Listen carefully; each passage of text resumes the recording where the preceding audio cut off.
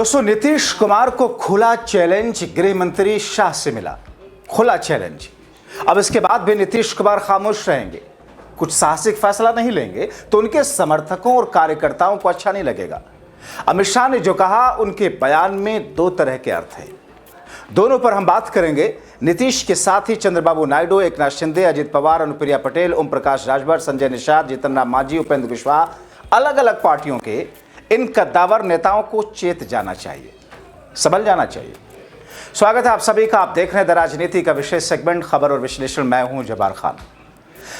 दोस्तों, राजनीति में जरूरी नहीं कि किसी नेता को अपना इंटेंशन बताने के लिए डायरेक्ट किसी को बताना पड़े, उनके साथ हो या फिर विरोधी हो, उन्हें वो इनडायरेक्टली भी बता देते हैं। गृह मंत्री शाह ने दोस्तों जो कुछ कहा, वैसे वो अपने कार्यकर्ताओं में जोश भरने के लिए कह रहे थे, लेकिन जोश भरते भरते उन्होंने एक तरह से अपने सहयोगियों को अलर्ट कर दिया।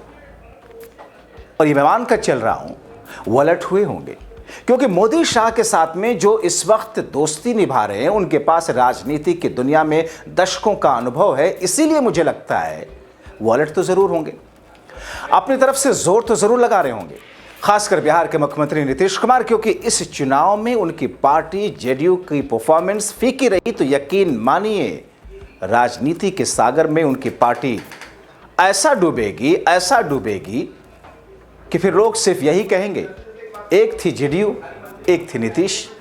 दोस्तों, बीजेपी का मैं दो दौर मानता हूं। एक वो जिसे अटल अडवाणी का दौर कहा जाता है, और दूसरा मोदी शाह का गुजराती लॉबी।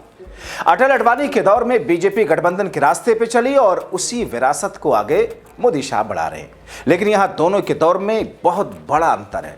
अटल अडवाणी के दौर में गठबंधन के साथ खुद के अस्तित्व को सेफ समझते हुए, रखते हुए अपने गठबंधन के सहयोगियों को साथ लेकर सम्मान के साथ में चलने की कोशिश थी। लेकिन मोदी शाह के दौर में यह एहसास सबसे ऊपर से गुजर चुका है। हर अनसेफ का एहसास उन्हें होता होगा। कब, क्या और किस तरह की रणनीति मोदी शाह अपने गठबंधन के साथियों पर थोप दें, यह कोई दावे के साथ नहीं कह सकता। बीजेपी के लिए राजनीति में दोस्ती क्या है, आज किसी से छिपा नहीं। इसी को आगे बढ़ाते हुए गृह मंत्री शाह ने महाराष्ट्र में बीजेपी की दोस्ती की खुमारी में डूबे एकनाथ शिंदे, अजित पवार का पूरा नशा तो उतार ही दिया होगा। इसके साथ ही अपने दो बैसाखियों नीतीश और आंध्र में नायडू सीधे तौर पर बता दिया। आगे वो उनकी राजनीति के साथ में क्या करने वाले हैं, उनकी पार्टियों के साथ क्या करने वाले, कहां से कहां तक पहुंचाने वाले हैं, सब कुछ चंद लफ्जों में। महाराष्ट्र में अमित शाह ने दोस्तों क्या कहा, देखिए।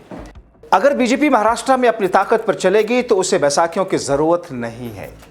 हमने साबित कर दिया है कि परिवार द्वारा संचालित पार्टियों की राजनीति अब इस देश में नहीं चलेगी। सुना आपने, अमित शाह ने क्या कहा कि महाराष्ट्र में बीजेपी बैसाखियों पर नहीं, अपने आप अपने बल पर, अपनी ताकत पर चलती है। अब सोचिए डिप्टी सीएम एकनाथ शिंदे और अजित पवार पर क्या गुजरी होगी। साथ में हैं मोदी शाह के लिए अपनों से ही बगावत जो उन्होंने की है, अपनों से विश्वासघात किया। आज उसी महाराष्ट्र में अमित शाह कह रहे हैं बीजेपी महाराष्ट्र में बीजेपी को बैसाखियों की जरूरत नहीं है, अपने बल पर चलती है। मतलब जिन पार्टियों से उन्हें समर्थन मिल रहा है, उनके सियासी अस्तित्व को सिरे से खारिज। यह अपने आप में एकनाथ शिंदे और अजित पवार को जोर का झटका धीरे से दे दिया। एक तरीके से संदेश भी दे दिया कि आने वाले वक्त में बीजेपी को इतनी मजबूत कर देंगे कि उनकी पार्टी का, एकनाथ शिंदे और अजित पवार की पार्टी की कतई जरूरत नहीं होगी। लेकिन दोस्तों, इससे आगे तो नीतीश कुमार के लिए चेतने का वक्त है। उनके समर्थकों को सीधा सीधा संदेश मिला। अमित शाह की दिली ख्वाहिश बिहार के मुख्यमंत्री नीतीश कुमार के लिए क्या है, बीजेपी उनकी पार्टी जेडीयू को सियासत की दुनिया में किस तौर पर पहुंचा देना चाहती है। साफ संदेश है, बैसाखियों की जरूरत नहीं है। मगर दोस्तों, जिस शिवसेना में अमित शाह ने दो फाड़ किया, उसकी बैसाखी के सहारे बीजेपी ने अपनी सरकार बनाई, अपनी राजनीति को धार दिया, और जब अपने पैर पर खड़ी हुई तो उसे कमजोर करने का भरपूर प्रयास किया। ये बात और है कि महाराष्ट्र शिवसेना उद्धव एक बार फिर से खड़ी हो चुकी है, क्योंकि जब उद्धव ठाकरे लड़खड़ाए उस समय राहुल की कांग्रेस ने उनके साथ खड़े होकर के एक तरीके से सपोर्ट किया। अब तो राज ठाकरे भी उद्धव ठाकरे के साथ आ गए। लेकिन बिहार में नीतीश कुमार के लिए अभी ऐसी स्थिति बिल्कुल ही नहीं है। उन्हें साथ तो मिल सकता है, वो सब कुछ जेडीयू कार्यकर्ताओं पर टिका हुआ है। सोचिए, अगर जेडीयू इस विधानसभा चुनाव में अच्छा प्रदर्शन नहीं कर पाई, 101 सीटों में से 30-40 सीटों सिर्फ ला पाई, तो फिर बीजेपी उनकी राजनीति के साथ किस तरह का सलूक करेगी। बिहार की राजनीति में नीतीश कुमार को अपने सियासी अस्तित्व को बरकरार रखने के लिए किसी भी कीमत पर 70 से ज्यादा सीटें चाहिए, और मैं तो यहां तक कहूंगा कि बीजेपी के बराबर या बीजेपी से ज्यादा सीटें चाहिए। अगर नीतीश कुमार की पार्टी जेडीयू ऐसा कर पाती है, तो फिर उनके पास पलटने का मौका भी होगा और बीजेपी पर दबाव डालने का, या फिर बीजेपी के रणनीतिकारों को सरेंडर करना होगा। अगर ऐसा नहीं कर सके नीतीश तो, लेकिन यह तो तब होगा जब नीतीश के कार्यकर्ता अपने नेता की राजनीति को जिंदा रखने के लिए पूरी ताकत झोंकेंगे। अब दोस्तों, अमित शाह के इस बयान से इतना पता चल ही जाता है कि एनडीए में शामिल इन पार्टियों के बारे में उनकी सोच है क्या, वो बीजेपी की राजनीति को चमकाने के लिए क्या कर सकते हैं। दोस्तों, अमित शाह की इसी सोच का नतीजा है कि उन्होंने अभी तक नीतीश कुमार को अब की बार एनडीए से सीएम फेस का चेहरा स्वीकार नहीं किया। और यहां मैं आपको एक और चीज बता दूं, आज अब से थोड़ी देर पहले अमित शाह का एक बयान कुछ चरण चुंबक मेन स्ट्रीम मीडिया के लोग उसे वायरल कर रहे हैं कि देखिए, कर दिया घोषणा नीतीश कुमार को सीएम को लेकर।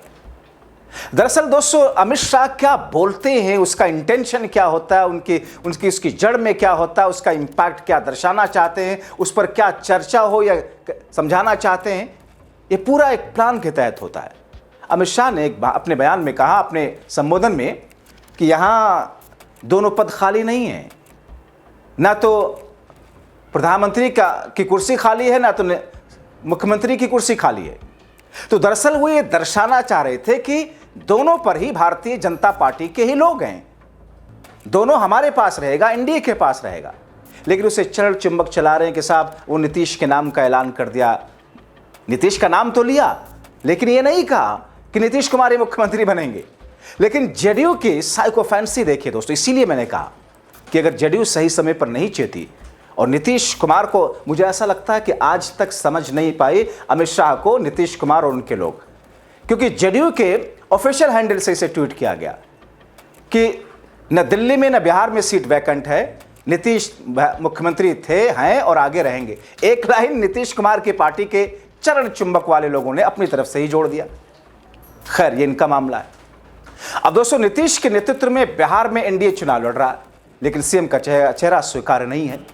अमित शाह के बयान को ऐसे भ्रमित करके परोसा जा रहा है कि मानो अमित शाह ने कह दिया हो कि नीतीश कुमार ही मुख्यमंत्री रहेंगे।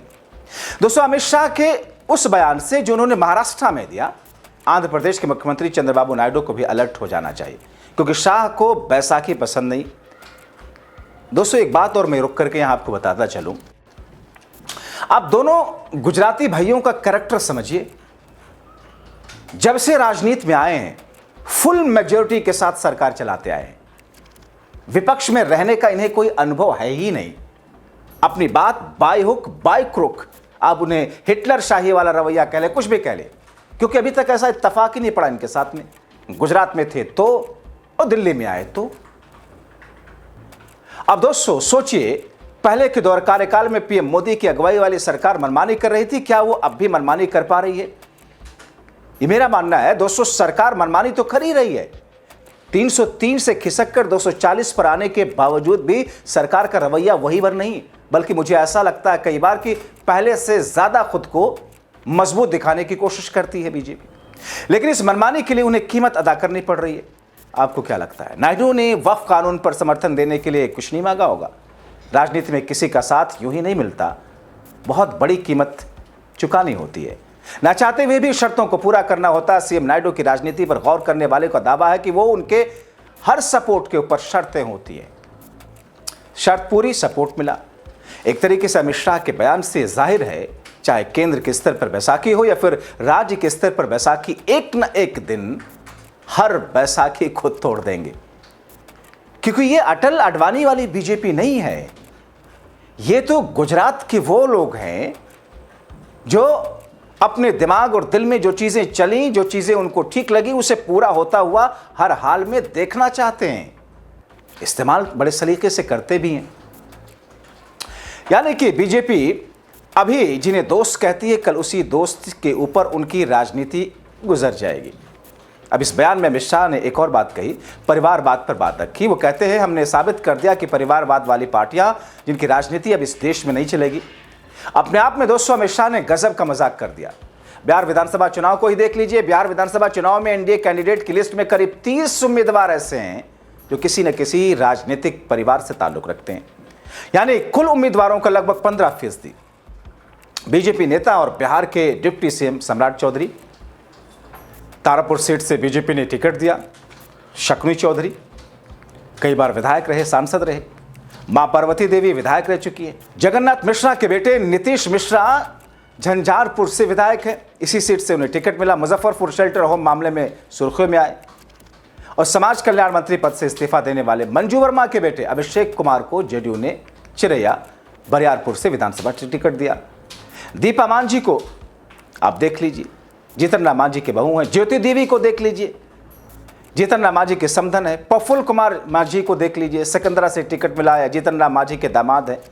जीतन राम मांझी पहले ही गया एससी लोकसभा क्षेत्र से सांसद है, जबकि उनके बेटे संतोष कुमार बिहार सरकार में मंत्री और विधान परिषद सदस्य हैं। आप चिराग पासवान की पार्टी को देख लीजिए, खुद को मोदी का हनुमान कहते हैं। अपने भांजे सीमांत मृणाल को टिकट दिया। चिराग पासवान के जीजा अरुण भारती पहले ही सांसद हैं। अब ऐसी स्थिति में अमित शाह अगर परिवारवाद पर ज्ञान झाड़ते हैं तो इससे बड़ा मजाक और क्या होगा। आपकी राय क्या है, जरूर लिखें।